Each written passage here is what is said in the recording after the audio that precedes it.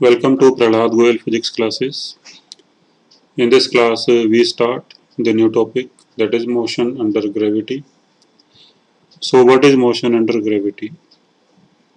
तो मान लो कोई बॉडी मोशन कर रही है और उस पर अगर केवल ग्रेविटी के अलावा कोई और फोर्स ना लगे, यानी if the only force acting on the body is the force of gravity, और ग्रेविटी के अलावा कोई और फोर्स ना लगे, then motion of that body is said to be motion under gravity. यानी ग्रेविटी के अलावा कोई भी फोर्स नहीं लगना चाहिए, जैसे एयर का रेजिस्टेंस फोर्स है या कोई और फोर्स इसके अलावा नहीं लगना चाहिए, then motion of that body will be known as motion under gravity. So if the force acting on a body is the force of gravity only, then motion of that body is known as motion under gravity. तो मान लो जैसे अर्थ है भी, और अगर हम अर्थ के surface के नज़दीक कोई बॉडी रखें से मास m की, तो we know that earth attracts every body towards its centre. तो earth attracts every body towards its centre. तो फिर जो अर्थ है भी वो इस बॉडी के ऊपर अपने सेंटर की तरफ ऐसे फोर्स लगाएगी, और ये फोर्स होगा द फोर्स ऑफ ग्रेविटी, और इसकी वैल्यू होती है m इंटू जी। तो value of this force is equal to m जी।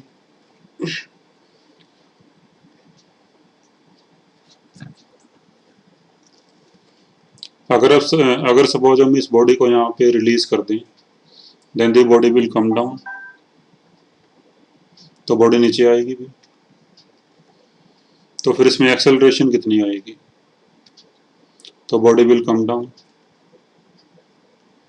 और इसमें जो एक्सेलरेशन होगी तो एक्सेलरेशन होती है फोर्स अपॉन मास। तो वी एफ की वैल्यू पुट कर दो, तो m से m कैंसिल हो जाएगा और ये आ जाएगा g। तो जैसे हम बॉडी को छोड़ेंगे तो इसमें एक्सेलरेशन आ जाएगी g के इक्वल, और इसकी वैल्यू होती है 9.8 मीटर पर सेकेंड स्क्वायर, और approximately 10 metre per second square. Now this acceleration is produced due to the force of gravity. So this is also known as acceleration due to gravity. ठीक है भी, क्योंकि ये acceleration जो है वो gravity के फोर्स की वजह से आई है, जो अर्थ की ग्रेविटी का फोर्स है उसकी वजह से आई है। So this acceleration is also known as acceleration due to gravity. और इसकी जो डायरेक्शन है एक्सेलरेशन की, that is always towards center of earth. So direction of acceleration due to gravity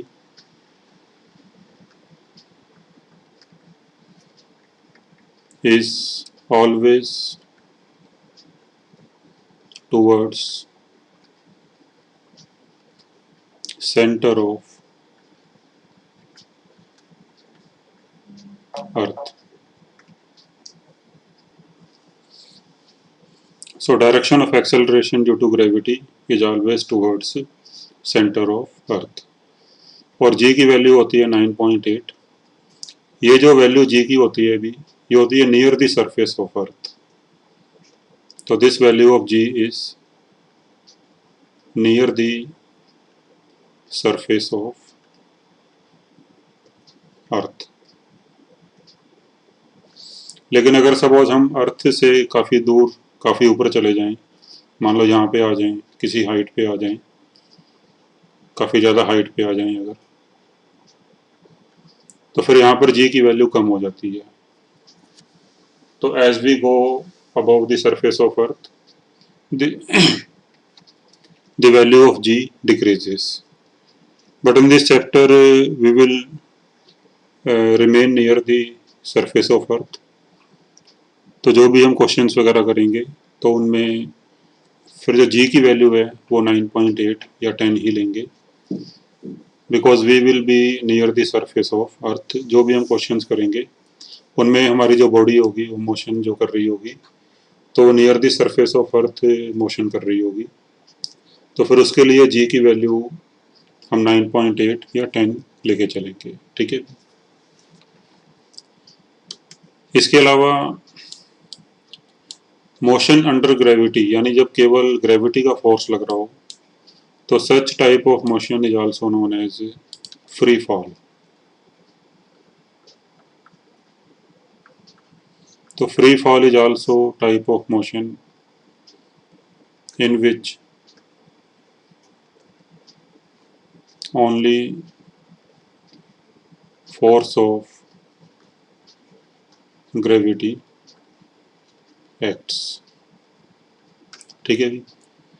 तो फिर इस मोशन को हम फ्री फॉल भी कह सकते हैं। तो फ्री फॉल का मतलब ये नहीं होगा कि बॉडी केवल नीचे ही गिर रही है। जैसे मान लो हमने किसी बॉडी को किसी हाइट से नीचे गिराया, मान लो ग्राउंड है, ये मान लो ये ग्राउंड है, और हमने किसी बॉडी को ऊपर से नीचे गिराया तो बॉडी नीचे आ रही है अभी। तो when the body is coming down तो इस पे केवल एक ही फोर्स लग रहा है, and that is force of gravity.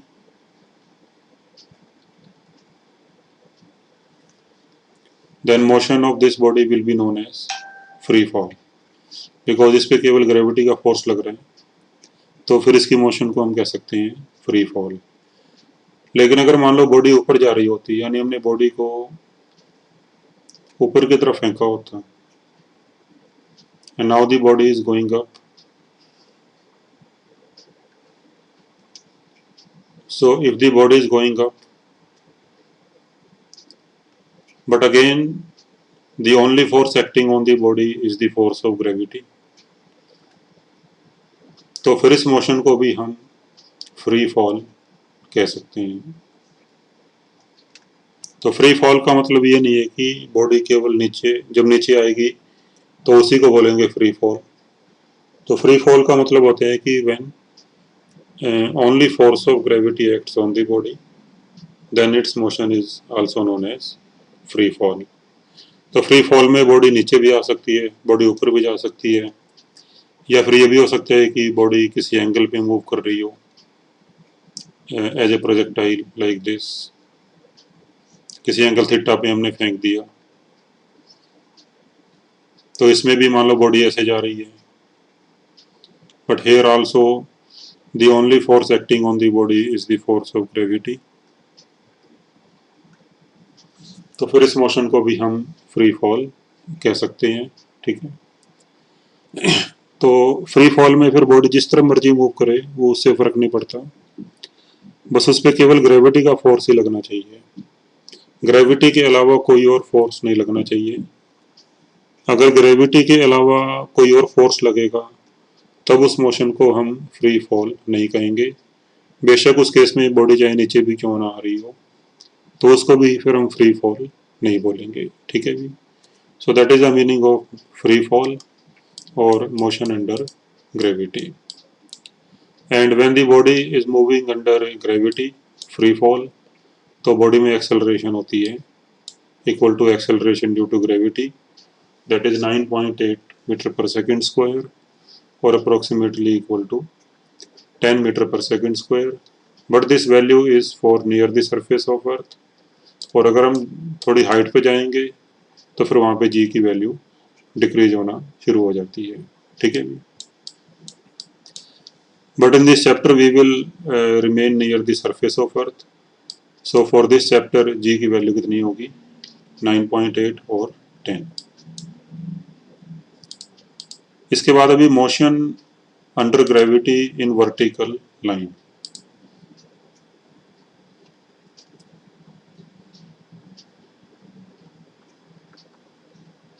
तो motion in vertical line under gravity.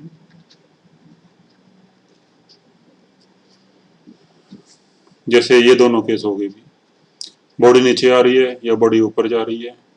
So this is motion under gravity along vertical line. तो भी इसमें हमारी जो साइन कन्वेंशन होगी पहले वो देख लेते हैं। तो साइन कन्वेंशन इज दैट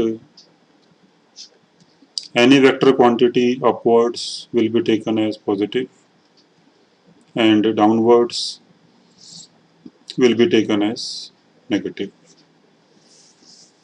तो कोई भी वेक्टर क्वांटिटी है, चाहे वो डिस्प्लेसमेंट है, वेलोसिटी है, एक्सेलरेशन है, अगर उसकी डायरेक्शन ऊपर की तरफ है तो वो पॉजिटिव लेंगे हम, और नीचे की तरफ है तो उसको हम नेगेटिव लेंगे। तो देखो मोशन अंडर ग्रेविटी में जो एक्सेलरेशन होती है बॉडी की वो हमेशा नीचे की तरफ होगी, यानी बॉडी चाहे नीचे आ रही हो चाहे ऊपर जा रही हो, तो एक्सेलरेशन हमेशा इसकी नीचे की तरफ ही होगी, क्योंकि एक्सेलरेशन की डायरेक्शन वही होती है जो फोर्स की होती है, और फोर्स हमेशा नीचे की तरफ है, तो फिर एक्सेलरेशन भी हमेशा नीचे की तरफ होगा।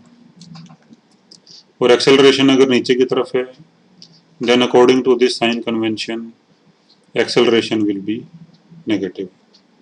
तो फिर हम ए की वैल्यू माइनस जी पुट करेंगे, ठीक है। तो ए की वैल्यू हम क्या लेंगे, माइनस जी। और फिर जो ये तीन इक्वेशन होती हैं, equations of motion, v equal to u plus a t, तो इसमें ए की वैल्यू आ जाएगी minus g, s equal to u t plus half a t square, तो अगेन ए की वैल्यू आ जाएगी माइनस जी,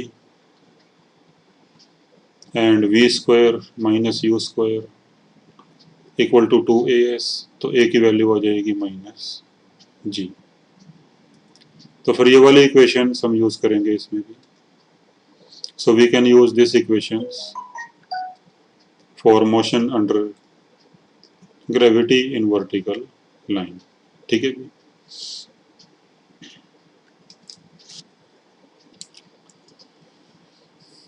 तो अब इसमें कुछ फार्मूले हैं अभी, वेरी इंपॉर्टेंट फार्मूले। तो फर्स्ट फार्मूला है, let's take that in form of question. तो क्वेश्चन ये है कि भाई मान लो ये ग्राउंड है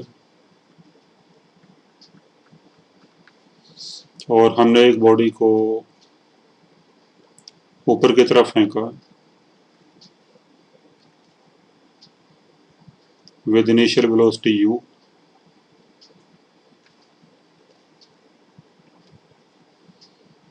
हमने एक बॉडी को ऊपर की तरफ फेंका भी विद वेलोसिटी u, तो u इज इनिशियल वेलोसिटी,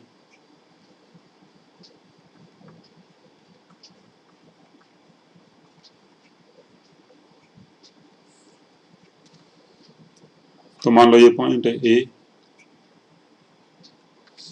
तो बॉडी ऊपर जाएगी, ऊपर जाते जाते इसकी स्पीड कम होती जाएगी, और मान लो जो पॉइंट बी है ये हाईएस्ट पॉइंट है, तो बॉडी बी तक जाएगी और फिर वापस आना शुरू हो जाएगी।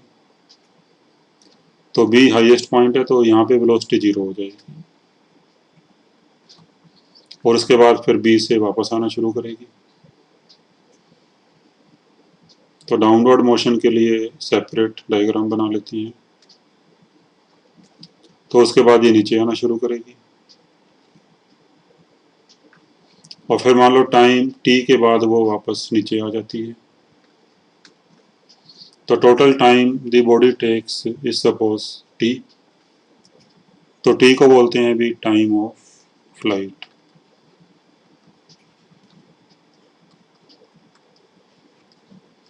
तो टाइम ऑफ फ्लाइट क्या हो गया,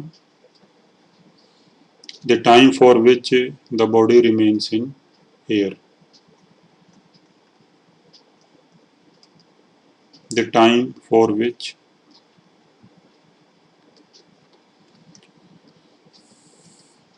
body remains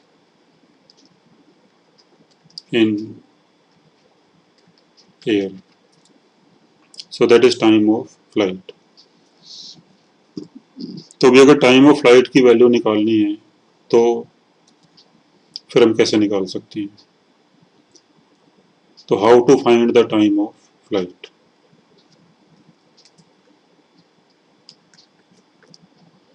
तो उसके लिए देखो हम ये सेकंड इक्वेशन यूज कर सकते हैं, s equal to u t minus half g t square.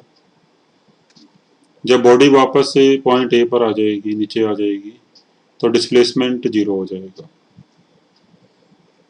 तो using this equation s equal to u t minus half g t square, तो डिस्प्लेसमेंट को जीरो पुट कर दो और टाइम लगा कैपिटल टी।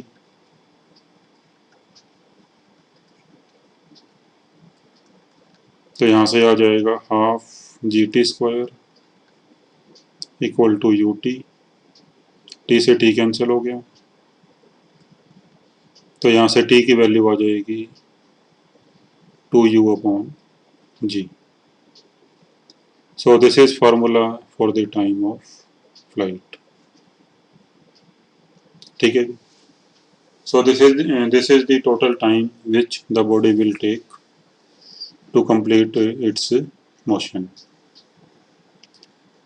तो ये है भी टाइम ऑफ फ्लाइट। अब जो टाइम ऑफ फ्लाइट है अभी इसके हम दो पार्ट्स कर सकते हैं, एक टाइम ए से बी जाने का और दूसरा टाइम वापस बी से ए वापस आने का।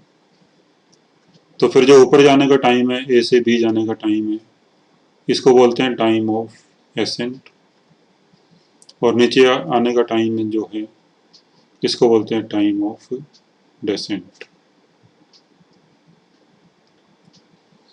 तो फिर यहाँ पे टी ए हो जाएगा भी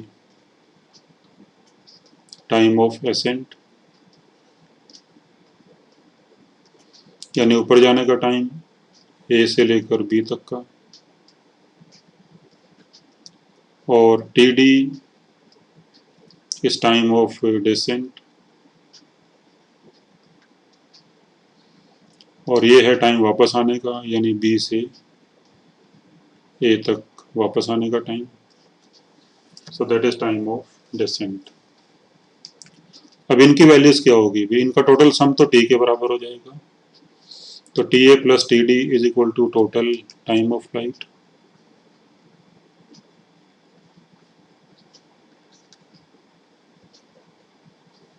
So TA plus TD equal to T, but what are their individual values? TA की वैल्यू क्या होगी और TD की वैल्यू क्या होगी? तो अभी TA की वैल्यू निकालने के लिए अगर हम A से B तक फर्स्ट इक्वेशन लगा दें, V equal to u minus g t. So from A to B apply this equation, V equal to u minus g t. तो फाइनल वेलोसिटी पॉइंट बी पे जीरो है, initial velocity u और t की value t A. तो यहाँ से t A आ जाएगा u upon g. So time of ascent is equal to u upon g, and this is half of time of flight, and this is half of time of flight। तो इसका मतलब क्या हुआ अभी कि जो टोटल टाइम ऑफ फ्लाइट है उसका हाफ टाइम लगेगा ऊपर जाने में और बाकी हाफ लगेगा नीचे आने में। तो फिर इस तरह से जो टी डी है उसकी वैल्यू भी टी बाई टू हो जाएगी। So time of descent is also equal to t by two. तो finally what result we get? तो finally we get t equal to to u by g, and time of ascent is equal to time of descent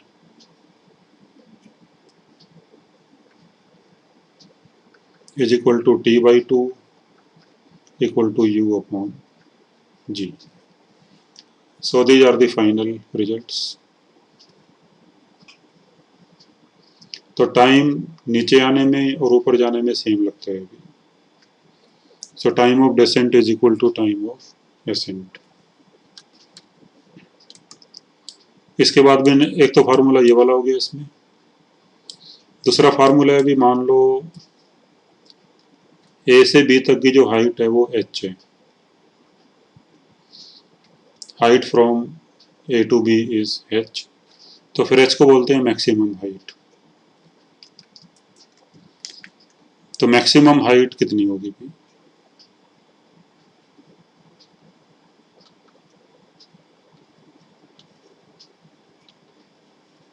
तो maximum height h, इसकी value फिर कैसे निकालेंगे? तो maximum height H निकालने के लिए अगर हम थर्ड इक्वेशन यूज कर लें फ्रॉम ए टू बी, तो v की वैल्यू 0 और डिस्प्लेसमेंट एस एच के बराबर हो जाएगा. तो from A to B use third equation.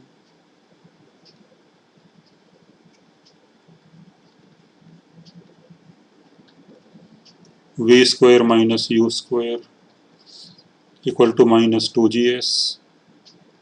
तो v 0 है और डिस्प्लेसमेंट इक्वल टू एच. तो यहाँ से माइनस माइनस कैंसिल हो गया. तो यहाँ से h की वैल्यू आ जाएगी u स्क्वायर अपॉन 2g. तो सेकंड फार्मूला इज दिस, यानी h equal to u square upon 2g. तो इसमें ये दो फार्मूले इंपॉर्टेंट हैं भी. सो दीज बोथ फार्मूले should be, you should keep these formula in your mind properly. ये आगे चल के बार बार यूज होंगे, तो ये आपको अच्छे से आने चाहिए. ठीक है. और h की वैल्यू हम ऐसे भी निकाल सकते हैं भी, क्योंकि हमें a से b तक का टाइम पता है, that is time of accent, that is u by g. तो अगर हम a से b इक्वेशन लगा दें, सेकंड इक्वेशन लगा दें, s equal to u t minus half g t square, तो यहाँ से भी आ जाएगा. तो ये हमने सेकंड इक्वेशन लगा दी फ्रॉम ए टू बी. तो डिस्प्लेसमेंट h के इक्वल और टाइम हो जाएगा a से b जाने का, time of accent that is u upon g. तो t को पुट कर दिया u अपॉन g और इसको सिंप्लीफाई करके आ जाएगा h equal to u square upon 2g. ठीक है. अब इसके ऊपर एक क्वेश्चन देखो भी. तो ये सब्जेक्टिव असाइनमेंट है मोशन अंडर ग्रेविटी की, एक्सरसाइज 7. तो इसका थर्ड क्वेश्चन देखो भी.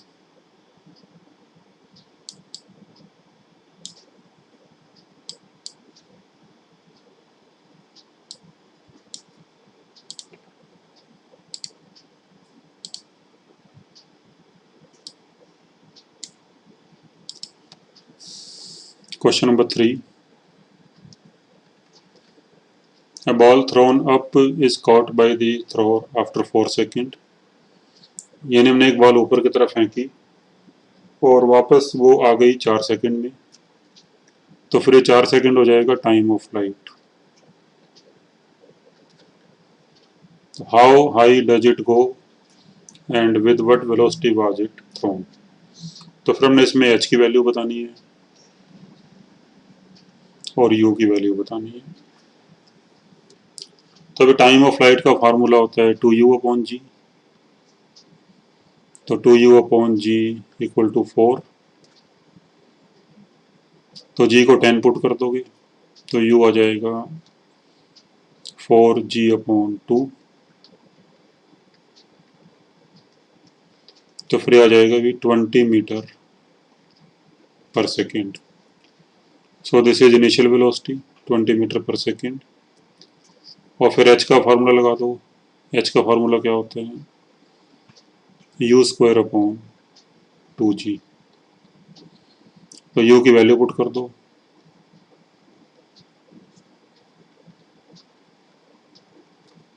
तो फिर ये भी आ जाएगा 20 मीटर. तो भी आपके दोनों आंसर आ गए.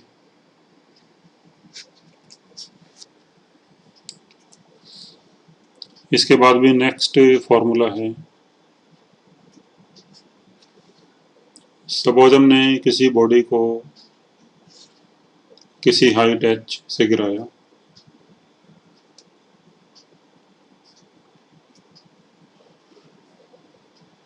We dropped a body from height h. तो हमने ड्रॉप किया तो इसका मतलब ये हुआ कि शुरू में इसकी वेलोसिटी 0 होगी और ये हाइट h है मान लो.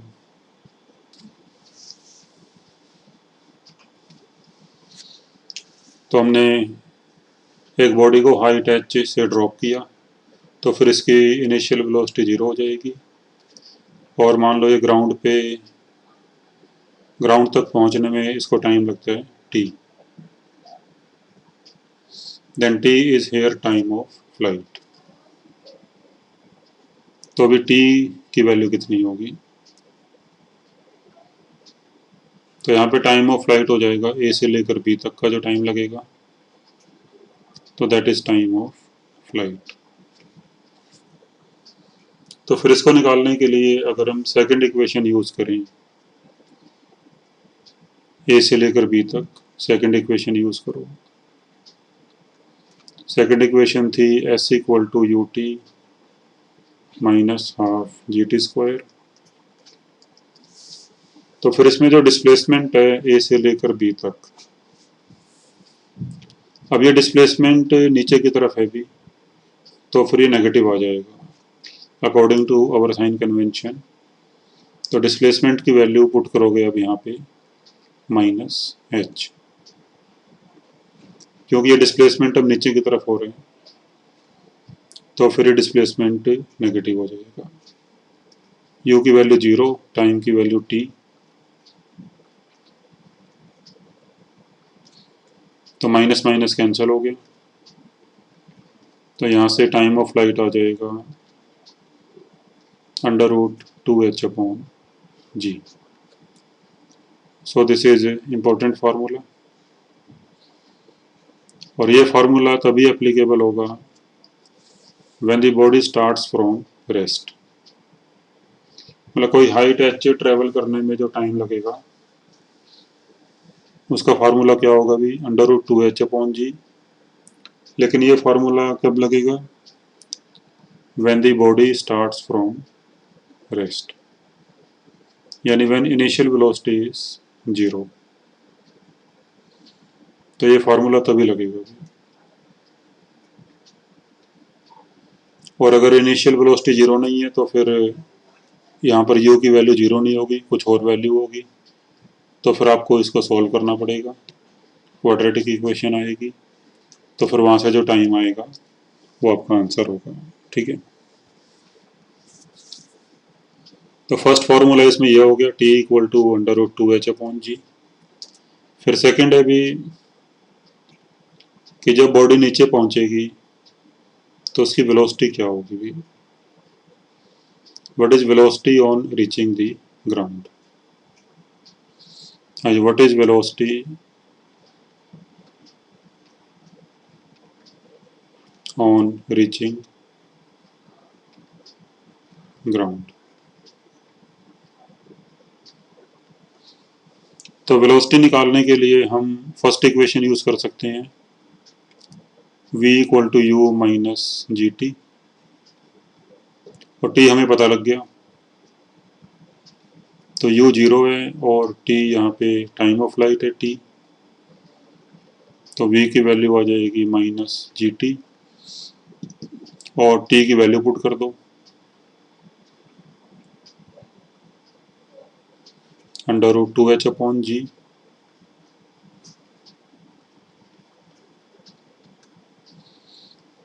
और जी को अगर अंदर ले जाओ रूट के तो जी का स्क्वायर हो जाएगा और एक जी कैंसिल हो गया, तो फिर यहाँ से v की वैल्यू आ जाएगी -√2gh।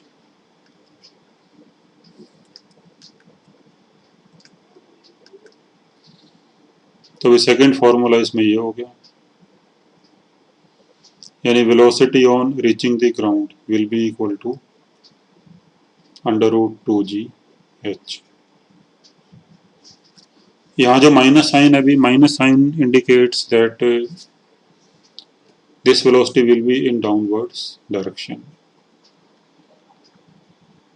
तो negative sign indicates that velocity will be in downwards direction. तो नेगेटिव साइन का यही मतलब है कि वेलोसिटी नीचे की तरफ होगी, otherwise magnitude of velocity is √2gh। और ये फॉर्मूला वेलोसिटी वाला हम थर्ड इक्वेशन से भी निकाल सकते हैं। अभी थर्ड इक्वेशन क्या है, v² - u² equal to -2gs। तो u इसमें 0 है और डिस्प्लेसमेंट होगा -h, तो फिर आ जाएगा 2gh। तो v² इक्वल टू 2gh, तो फिर यहाँ से वेलोसिटी आ जाएगी √2gh।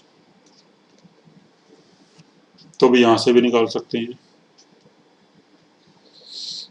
तो फिर इसमें दो फार्मूले हो गए भी, एक तो टाइम ऑफ फ्लाइट का और एक वेलोसिटी का। तो दो फार्मूले यहाँ पे और दो फार्मूले यहाँ पे,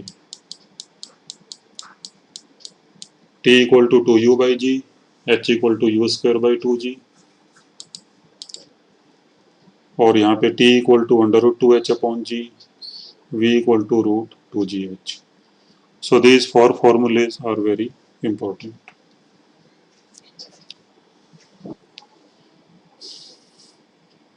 अच्छा, अभी हमने जो फर्स्ट क्वेश्चन किया था, तो one more thing in that, ये हमने जो किया था कि बॉडी वापस नीचे आ गई, तो जब बॉडी वापस नीचे पहुंचेगी तो इसकी वेलोसिटी क्या होगी। हमने इसको u स्पीड से ऊपर फेंका था, तो what is the velocity of the body on reaching back to the ground. तो मान लो जब ये नीचे पहुंचती है तो इसकी वेलोसिटी कुछ v1 हो जाती है। तो what is the value of v1। तो इसके अंदर एक क्वेश्चन है भी,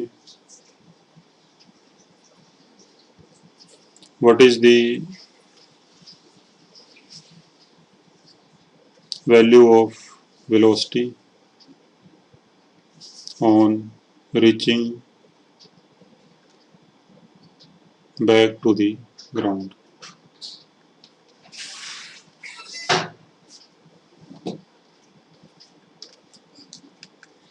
तो इसके लिए अगर हम ये इक्वेशन लगाते जो रिजल्ट हमने इसमें निकाला, v इक्वल टू √2gh, अगर ये लगा दें, क्योंकि ऊपर जाने के बाद यानी पॉइंट बी पे पहुंचने के बाद फिर ये बॉडी अपनी मोशन को रेस्ट से स्टार्ट करेगी, इनिशियल वेलोसिटी 0 होगी, तो फिर जो वापस आने की मोशन है वो बिल्कुल सेम ऐसी मोशन हो जाएगी। तो उसके लिए फिर हम ये वाले फार्मूले यूज़ कर सकते हैं। तो फिर जो वेलोसिटी होगी नीचे पहुंचने पर v1, तो वो हो जाएगी √2gh। ठीक है, तो फिर जो वेलोसिटी होगी नीचे पहुंचने पर वो क्या हो जाएगी v1। तो v1 हो जाएगी √2gh। और h की ये वैल्यू पुट कर दो यहाँ पे।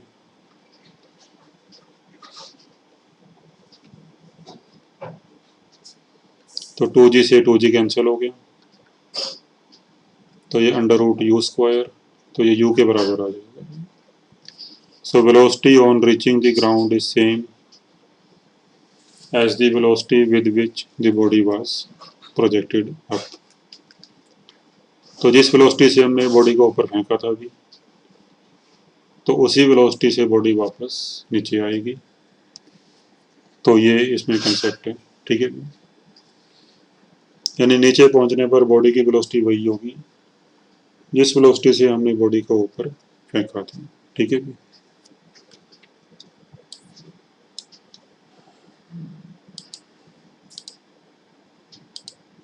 अब क्वेश्चन नंबर 2 इससे हो जाएगा भी, इस फॉर्मूले से।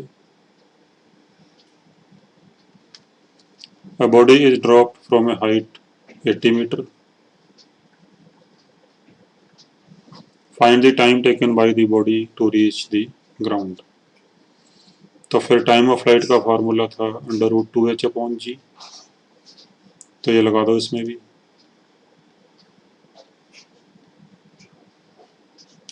तो फिर ये आ जाएगा 4 सेकेंड। एंड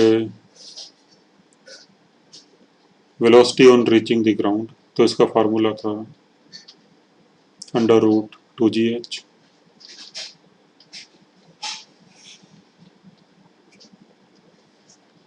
तो फिर आ जाएगा 40 मीटर पर सेकेंड, ठीक है।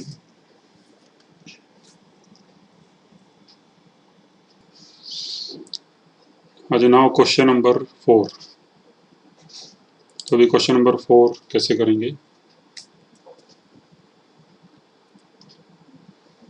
From the top of a building 160 metre high, ये एक बिल्डिंग है भी 160 मीटर हाइट की। ए बॉल इज ड्रॉप्ड, तो यहाँ से हमने एक बॉल को ड्रॉप किया पॉइंट बी से। And at the same time a stone is thrown, a stone is projected vertically upwards from the ground।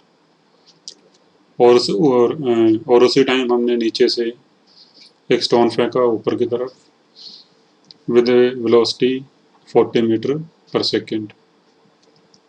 तो हमने स्टोन को फेंका ऊपर की तरफ 40 मीटर पर सेकेंड की वेलोसिटी से। तो find when and where the ball and the stone will meet. तो हमने बताना है कि ये बॉल और स्टोन ये कहाँ पे मिलेंगे और किस टाइम पे मिलेंगे। तो देखो भी, तो मान लो दोनों टाइम टी के बाद कहीं यहाँ पे मिलते हैं।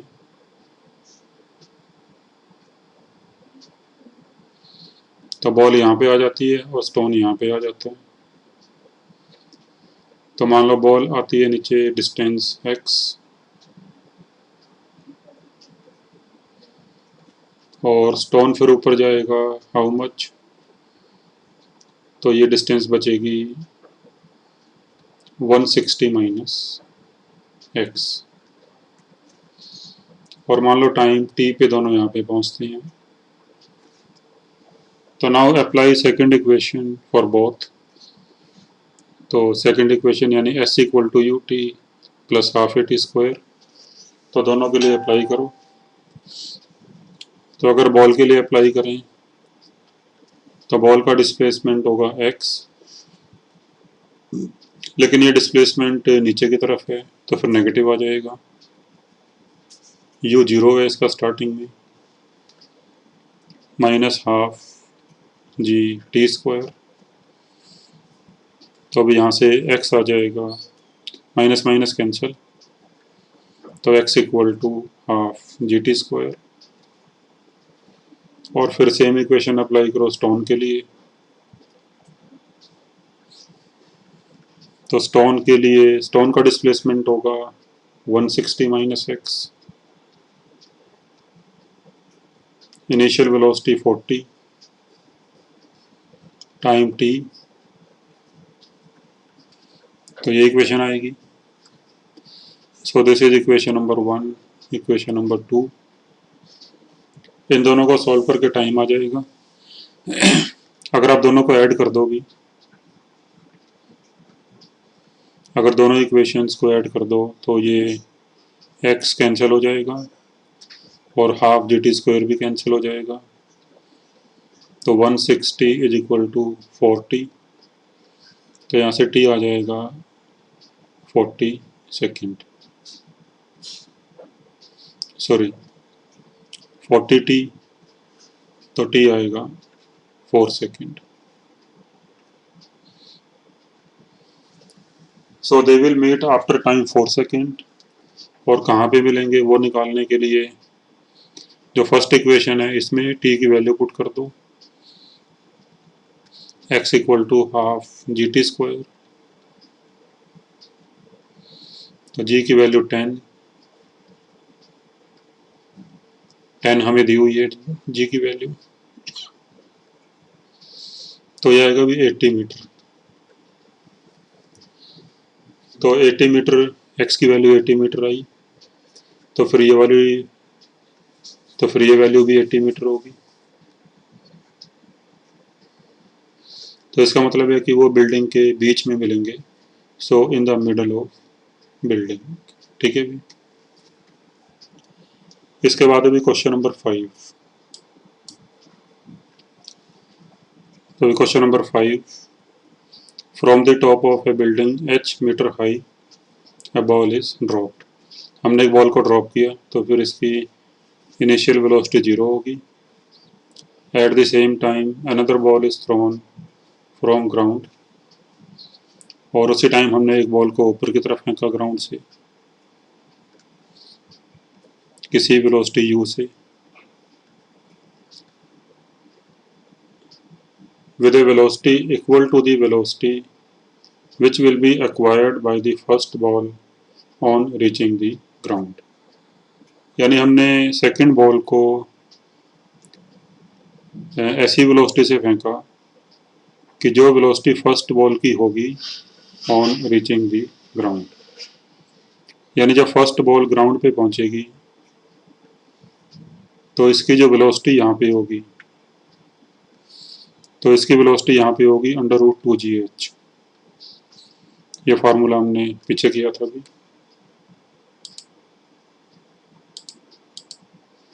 ये वाला फार्मूला √2gh। तो velocity acquired by first ball on reaching the ground will B √2gh। तो फिर हमने सेकेंड बॉल को इस वेलोसिटी से फेंका इक्वल टू √2gh। तो at what height do the two balls meet. और उसके बाद अब ये क्वेश्चन नंबर 4 जैसा क्वेश्चन हो गया। तो जैसे हमने क्वेश्चन 4 सॉल्व किया था तो वैसे आप इसे कर सकते हो कि मान लो ये दोनों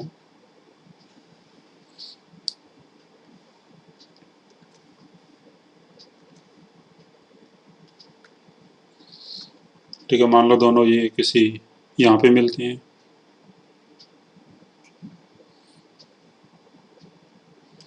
टाइम t पे दोनों यहाँ पे क्रॉस करते हैं एक दूसरे को। जब फर्स्ट बॉल डिस्टेंस x नीचे आ चुकी है और सेकंड बॉल h-x ऊपर जा चुकी है, तो फिर अब दोनों के लिए इक्वेशन लगा दो, s equal to u t minus half g t square दोनों के लिए। तो फिर वहाँ से आ जाएगा। तो अभी बॉल 1 के लिए ये इक्वेशन आएगी, displacement -x, u0 minus half g t square. और बॉल 2 के लिए ये इक्वेशन आएगी, h-x, displacement h-x equal to u t minus half g t square. फिर 1 और 2 को ऐड कर दो तो x कैंसिल हो जाएगा, half g t square cancel हो जाएगा। यहाँ से t की वैल्यू आएगी h/u, और फिर u की वैल्यू पुट कर दो √2gh। तो यहाँ से टाइम आ जाएगा √h/2g। और फिर ये t की वैल्यू इक्वेशन नंबर 1 में पुट कर दो, तो equation number 1 is x equal to half g t square. तो t का स्क्वायर करेंगे तो रूट हट जाएगा, तो आएगा हाफ जी इंटू एच अपॉन 2g, जी से जी कैंसिल, तो एच अपॉन 4 आ जाएगा। ये डिस्टेंस x आया है टॉप से, और अगर ग्राउंड से निकालनी है हाइट कितनी है इस पॉइंट की, तो ग्राउंड से हाइट हो जाएगी h minus x, so that is h minus H by 4। तो आंसर आ जाएगा 3h/4। तो 3h/4 फ्रॉम ग्राउंड। ठीक है। अभी नेक्स्ट क्वेश्चन। तो from a point A 80 metre above the ground, ये पॉइंट ए है ग्राउंड से 80 मीटर की हाइट पे। A particle is projected vertically upwards with velocity 29.4। तो हमने यहाँ से एक पार्टिकल को ऊपर की तरफ फेंका with velocity u equal to 29.4 metre per second.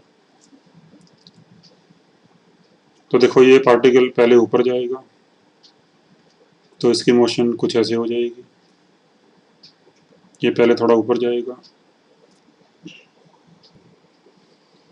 तो इसकी मोशन कुछ ऐसी होगी, पहले ऊपर जाएगा, ये हाईएस्ट पॉइंट होगा इसका, और फिर वापस नीचे आएगा। ठीक है।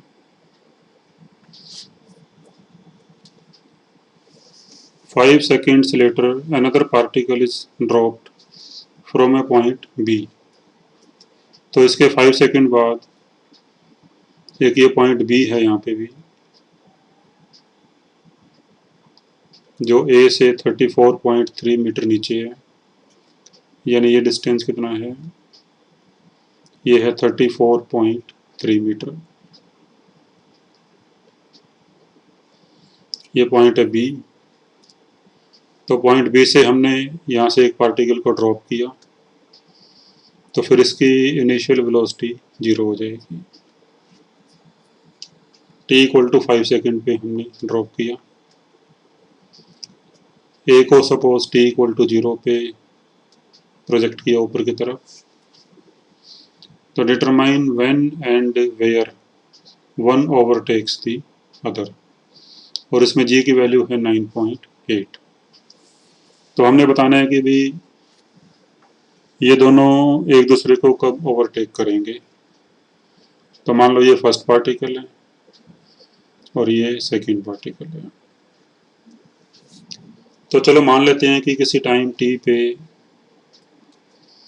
पार्टिकल फर्स्ट यहाँ पे पहुंच जाते हैं और सेकंड भी यहाँ पे आ जाते हैं किसी टाइम t पे। और मान लो ये डिस्प्लेसमेंट x है, ये डिस्प्लेसमेंट मान लो x है। पॉइंट A से x डेप्थ नीचे, मान लो किसी टाइम t पे दोनों मिलते हैं। तो फिर अब दोनों के लिए इक्वेशन अप्लाई करो। अगर ये डिस्प्लेसमेंट x है भी, तो फिर ये वाला डिस्प्लेसमेंट कितना हो जाएगा, ये डिस्प्लेसमेंट हो जाएगा x माइनस 34.3। तो अब दोनों की अपनी अपनी इक्वेशन लगा दो, s equal to u t plus half a t square वाली। तो क्या इक्वेशंस आएंगी, तो बॉल 1 के लिए इक्वेशन आएगी, तो बॉल 1 का डिस्प्लेसमेंट होगा माइनस एक्स क्योंकि नीचे की तरफ है। तो बॉल 1 का डिस्प्लेसमेंट ए से लेकर सी तक हो जाएगा एक्स, और नीचे की तरफ है तो माइनस एक्स। इनिशियल वेलोसिटी 29.4, ये ऊपर की तरफ है तो ये पॉजिटिव होगी, तो u t minus half g t square. देखो जो ये इक्वेशन होती है s equal to u t minus half g t square, यहाँ पे एस होता है डिस्प्लेसमेंट, ये डिस्टेंस से ट्रेवल नहीं होता, ये डिस्प्लेसमेंट होता है। और जो बॉल 1 है उसका जो डिस्प्लेसमेंट होगा ए से लेकर सी तक, उसने डिस्टेंस से बेशक ज़्यादा ट्रेवल करी है, पहले ए से डी गई और फिर डी से सी तक आई, तो distance travelled is A D plus D C. लेकिन जो डिस्प्लेसमेंट होगा ए से लेकर सी तक का वो x होगा। और इस इक्वेशन में जो ये s होता है ये डिस्प्लेसमेंट होता है, ये डिस्टेंस ट्रेवल्ड नहीं होती। तो फिर डिस्प्लेसमेंट आ जाएगा ए से लेकर सी तक फर्स्ट पार्टिकल का x और नेगेटिव आएगा क्योंकि ये नीचे की तरफ है। तो फिर ये इक्वेशन होगी फर्स्ट पार्टिकल के लिए, और सेकंड के लिए डिस्प्लेसमेंट होगा बी से सी तक x माइनस 34.3, और ये भी नीचे की तरफ है तो फिर ये भी नेगेटिव आ जाएगा, और u इसका 0 है तो माइनस हाफ जी। और इसका जो टाइम लगेगा अभी बी से सी तक आने में वो टाइम लगेगा t माइनस 5, क्योंकि हमने इसको t इक्वल टू 5 सेकेंड पे इसको ड्रॉप किया था और t इक्वल टू टी पे वो यहाँ पे है। तो what is time interval between B and C? तो टाइम इंटरवल होगा t माइनस 5। ये माइनस से माइनस कैंसिल हो जाएगा और ये ब्रैकेट खोल दो, a माइनस बी का whole square a square plus b square minus 2ab, और अब 1 प्लस 2 कर दोगे। अब इनको सॉल्व करके t आ जाएगा, तो 1 प्लस 2 करोगे तो x कैंसिल हो जाएगा, हाफ जी टी स्क्वायर भी कट जाएगा, ठीक है, हाफ जी टी स्क्वायर भी कट जाएगा, और फिर ये आएगा g/2 इंटू 25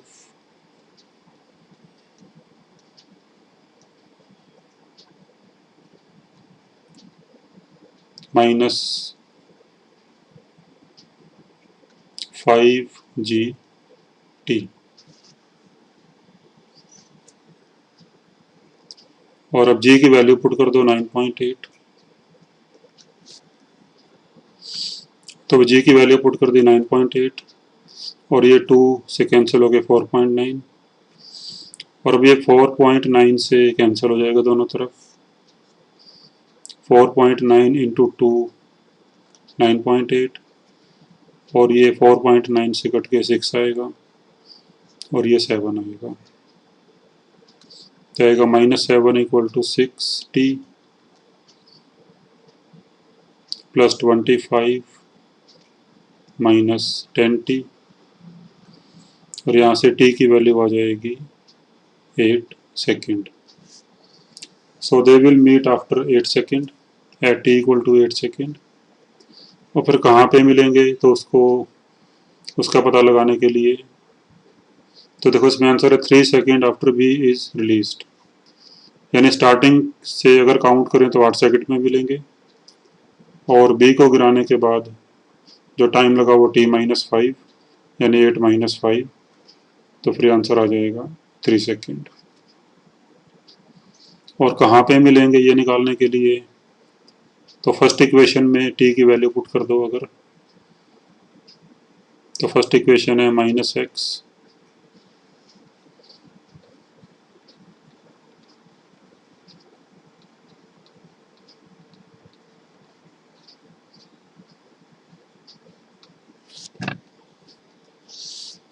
तो अब यहाँ से x की वैल्यू आ जाएगी 78.4 मीटर, और फिर ग्राउंड से अगर हाइट निकालनी हो तो ग्राउंड से हाइट h पे मिलते हैं अगर,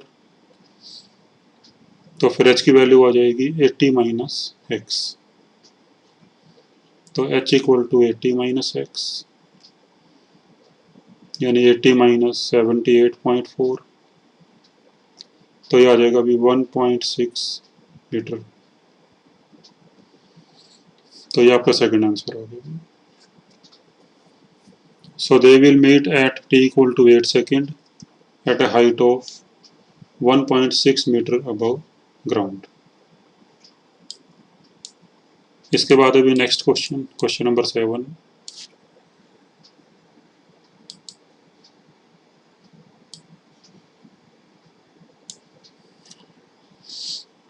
अभी question number 7, a parachutist bails out from an aeroplane. तो अभी कोई पैराशूट वाला है कोई, तो बेल्स आउट का मतलब है कि छलांग लगा देते हैं, तो मान लो ये एरोप्लेन है और यहाँ से वो कूद जाता है नीचे, and after dropping through a distance of 40 metre. तो मान लो पॉइंट ए पर अगर वो बेल आउट करता है, तो पहले तो वो 40 मीटर वो बिना पैराशूट खोले नीचे आता है अप टू पॉइंट बी, और ये डिस्टेंस है ए से बी का 40 मीटर। तो फर्स्ट 40 मीटर ही falls down without opening the parachute. तो जब वो पैराशूट ओपन किए बिना नीचे आएगा तो उसकी एक्सेलरेशन होगी जी के बराबर नीचे की तरफ, एंड ओपन्स द पैराशूट। फिर वो पॉइंट बी पे आके पैराशूट ओपन कर लेते हैं and accelerates eight 2 metre per second square. तो फिर उसकी स्पीड डिक्रीज होना स्टार्ट हो जाती है at the rate of 2 metre per second square. अब क्योंकि वेलोसिटी इसकी नीचे की तरफ है भी, तो फिर इसमें जो डेसेलरेशन है, तो फिर एक्सेलरेशन वेलोसिटी के अपोजिट होनी चाहिए। मतलब जो ये 2 मीटर पर सेकेंड स्क्वायर की डेसेलरेशन दे रखी है, ये ऊपर की तरफ होगी एक्सेलरेशन। तो डेसेलरेट कब करता है कोई ऑब्जेक्ट, जब उसकी एक्सेलरेशन वेलोसिटी के अपोजिट हो। तो फिर जो इसकी एक्सेलरेशन है पैराशूटिस्ट की 2 मीटर पर सेकेंड स्क्वायर, ये ऊपर की तरफ होनी चाहिए क्योंकि वेलोसिटी नीचे की तरफ है। तो जब एक्सेलरेशन और वेलोसिटी अपोजिट होते हैं तो तभी वेलोसिटी डिक्रीज करती है। यानी उसने बी पे आके पैराशूट ओपन कर लिया तो फिर उसकी स्पीड डिक्रीज होना स्टार्ट होगी and finally reaches the ground with velocity 2 metre per second. तो how long was he in the air, तो टोटल टाइम कितना लगा उसको ए से सी आने में, and at what height did he bail out from the plane, और point A का हाइट कितना है ग्राउंड से, तो वो हमें बताना है। इसमें जी की वैल्यू है 9.8 मीटर पर सेकेंड स्क्वायर। तो देखो पहले तो भाई हम पॉइंट बी पे वेलोसिटी निकाल लेते हैं। देखो ए से बी वेलोसिटी बढ़ती जाएगी क्योंकि ए से बी एक्सेलरेशन नीचे है, और फिर बी से सी वेलोसिटी कम होना शुरू हो जाएगी क्योंकि एक्सेलरेशन फिर ऊपर की तरफ हो गई है। तो मान लो पॉइंट बी पे उसकी वेलोसिटी वी नॉट है और यहाँ पे जीरो होगी स्टार्टिंग में। तो अगर ए से बी तक के लिए इक्वेशन लगा दो, v square minus u square equal to 2as। तो फाइनल वेलोसिटी पॉइंट बी पे v naught, initial zero, minus 2g, और डिस्प्लेसमेंट होगा -40 नीचे की तरफ है। तो यहाँ से वी नॉट स्क्वायर आ जाएगा 80g, तो वी नॉट आ जाएगा √80g।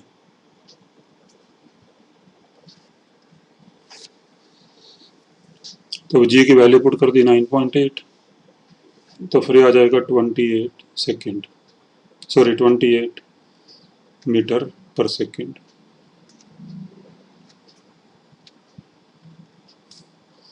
और मान लो भी ए से बी आने में टाइम लगता है t1, तो उसके लिए इक्वेशन लगा दो v equal to u plus a t. तो final velocity v naught, u zero, acceleration -g, और टाइम t1। इसमें वी नॉट की वैल्यू नीचे की तरफ है तो फिर माइनस में पुट करेंगे, -28,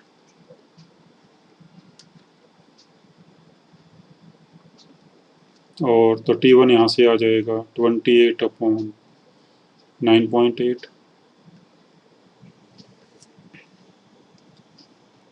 इसके बाद आ जाओ बी से सी तक के लिए भी।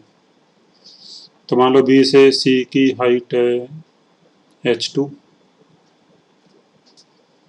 सी से बी तक की हाइट है h2, और फिर बी से सी इक्वेशन लगा दो,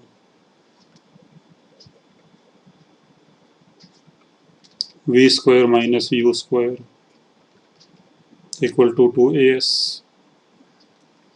तो फाइनल वेलोसिटी है 2 और u यानी वेलोसिटी एट पॉइंट बी जो कि वी नॉट है, तो फिर u यहाँ पे बन जाएगा वी नॉट, दैट इज 28 का स्क्वायर आ जाएगा।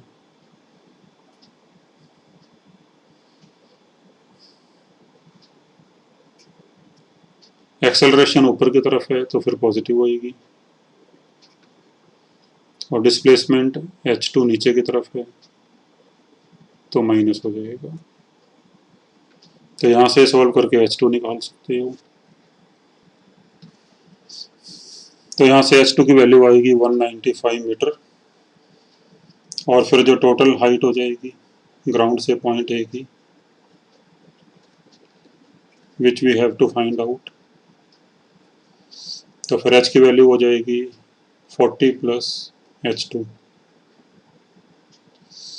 40 प्लस 195, तो ये आ जाएगा 235 मीटर। तो अब ये एक आंसर आ गया 235 मीटर। और टाइम निकालने के लिए बी से सी टाइम लगता है मान लो t2, तो उसके लिए आप इक्वेशन लगा सकते हो v equal to u plus a T.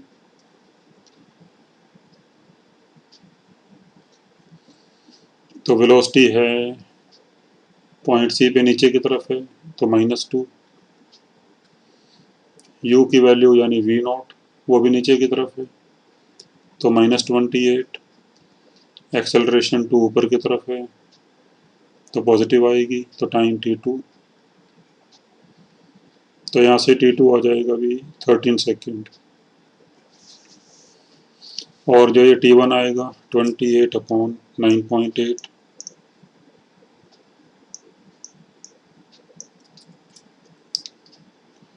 ये आएगा भी 2.8, 2.8 के आसपास आएगा ये। Then what is total time, तो फिर टोटल टाइम हो जाएगा t1 plus t2,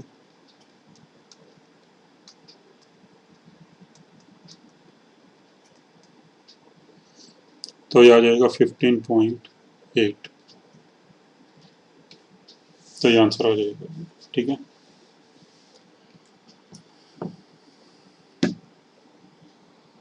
so this is your second answer.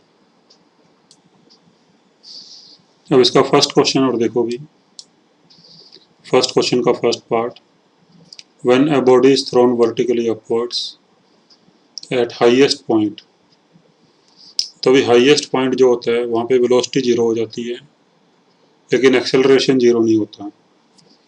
Acceleration जो है वहाँ हाईएस्ट पॉइंट पे, तो एक्सेलरेशन हमेशा जी के बराबर ही होता है, चाहे बॉडी ऊपर जा रही हो चाहे नीचे आ रही हो या फिर हाईएस्ट पॉइंट पे हो। तो हाईएस्ट पॉइंट पे वेलोसिटी बेशक जीरो हो गई है लेकिन एक्सेलरेशन जीरो नहीं होता। देखो एक्सेलरेशन होता है फोर्स अपॉन मास, तो जब बॉडी हाईएस्ट पॉइंट पे है तो उस पर फोर्स तो लग ही रहा है भाई, ग्रेविटी का जो फोर्स है mg वो तो लग ही रहा है बेसिकली, और फोर्स जब तक लगता रहेगा तो फिर बॉडी में एक्सेलरेशन होगी, because acceleration is force upon mass. तो एक्सेलरेशन तभी जीरो हो सकती है जब उस पर लगने वाला फोर्स जीरो हो जाए। तो वेलोसिटी से उसका कोई मतलब नहीं होता कि वेलोसिटी जीरो है कि नहीं है, तो एक्सेलरेशन डिपेंड्स अपॉन फोर्स। तो अगर फोर्स जीरो होगा तभी एक्सेलरेशन जीरो होगा, अदरवाइज एक्सेलरेशन जीरो नहीं होगा। So acceleration at highest point is equal to acceleration due to gravity equal to g. तो फिर हाईएस्ट पॉइंट पे वेलोसिटी बेशक जीरो हो गई है बट एक्सेलरेशन जीरो नहीं होती। इसके बाद सेकंड पार्ट है भी, if air drag is not neglected then which is greater, time of ascent और टाइम ऑफ डेसेंट। तो देखो इसको कैसे करेंगे। तो मान लो हमने किसी बॉडी को ऊपर की तरफ फेंका स्पीड u से, and air drag is not neglected, यानी एयर का जो रेजिस्टेंस फोर्स है वो अब नेग्लिजिबल नहीं है। इससे पिछले क्वेश्चंस में हमने एयर का रेजिस्टेंस फोर्स नहीं लिया था, that was negligible in comparison to the force of gravity. लेकिन अगर मान लो जो एयर का रेजिस्टेंस फोर्स है वो भी लग रहा है अगर, तो फिर कौन सा टाइम बड़ा होगा, कौन सा छोटा होगा, टाइम ऑफ एसेंट हो या टाइम ऑफ डेसेंट। तो देखो जो ड्रैग फोर्स होगा, एयर ड्रैग, ये हमेशा वेलोसिटी के अपोजिट डायरेक्शन में लगते हैं। Air drag always acts opposite to velocity, यानी जब बॉडी ऊपर जा रही होगी तो एयर का ड्रैग फोर्स नीचे लगेगा। मान लो ड्रैग फोर्स एयर का है स्मॉल एफ, और जब बॉडी नीचे आ रही होगी वापस तो फिर एयर का ड्रैग फोर्स ऊपर लगेगा। तो drag force always acts opposite to velocity. इसके अलावा मान लो जब बॉडी ऊपर जा रही है तो जिसका जो वेट होगा mg नीचे लगेगा। Then what is net acceleration during upwards motion, तो नेट एक्सेलरेशन a1 हो जाएगी। तो नेट फोर्स हो गया F प्लस mg, तो net force F plus mg upon mass कर दोगे तो एक्सेलरेशन आ जाएगी ड्यूरिंग द अपवर्ड मोशन। और जब ये नीचे आ रही होगी तब इस पे mg तो नीचे लगेगा बट एयर ड्रैग ऊपर लगेगा, तो फिर नेट एक्सेलरेशन a2 जो होगी नीचे की तरफ, तो अब नेट फोर्स हो जाएगा mg माइनस एफ। तो फिर एक्सेलरेशन हो जाएगी net force mg minus F upon mass m। तो अब ये a1 a2 आ गए। इसके बाद अगर हम a से b तक के लिए इक्वेशन लगाएं v equal to u plus a t, तो v जीरो है, u है, एक्सेलरेशन नीचे की तरफ है तो माइनस a1, और टाइम लगा ta, तो ये ta की वैल्यू आ गई। और फिर अगर a से b की हाइट h है, apply v square minus u square equal to 2as, तो वहाँ से h की वैल्यू आ जाएगी। और फिर b से a इक्वेशन लगाओ, तो जब बॉडी वापस आएगी तो पॉइंट b पे वेलोसिटी शुरू में 0 होगी, तो फिर b से a के लिए इक्वेशन लगा दी, s equal to u t plus half a t square, तो b से a का डिस्प्लेसमेंट है माइनस h, u 0, और एक्सेलरेशन माइनस a2 नीचे की तरफ है, तो minus half a T square, और t है टाइम td, यहाँ से td आ जाएगा। फिर ये h की वैल्यू रख दो भी यहाँ पे, ये h की वैल्यू पुट कर दी, तो h की वैल्यू पुट करके td इतना आ जाएगा। तो ये टाइम ऑफ डेसेंट आ गया, ये टाइम ऑफ एसेंट, और फिर हमने 1/2 कर दिया t a upon t d, तो ये इतना आ जाएगा भी, u upon a1 upon u upon under root a1 a2, u से u कैंसिल, और ये सिंप्लीफाई करके आ जाएगा under root a2 upon under root a1। अब देखो भी a2 की वैल्यू a1 से कम है क्योंकि बीच में माइनस है यहाँ पे, तो a2 is less then a1, तो फिर ये रेशो 1 से कम हो जाएगा, यानी t a upon t d is less than 1, so t a less than t d, तो that means time of descent is greater than time of ascent. तो फिर जो टाइम ऑफ डेसेंट है भी तो वो बड़ा होगा टाइम ऑफ एसेंट से। अब पार्ट नंबर 3 देखो, तो अभी थर्ड पार्ट ये है कि a body is projected upwards up to maximum height, time taken will be greater to travel first half or second half। तो मान लो B इसका मैक्सिमम हाइट वाला पॉइंट है जहाँ पे वेलोसिटी 0 होती है, और ये मिड पॉइंट है A और B का, सपोज C, टोटल हाइट अगर h है तो फिर ये हाइट h/2 और ये हाइट h/2।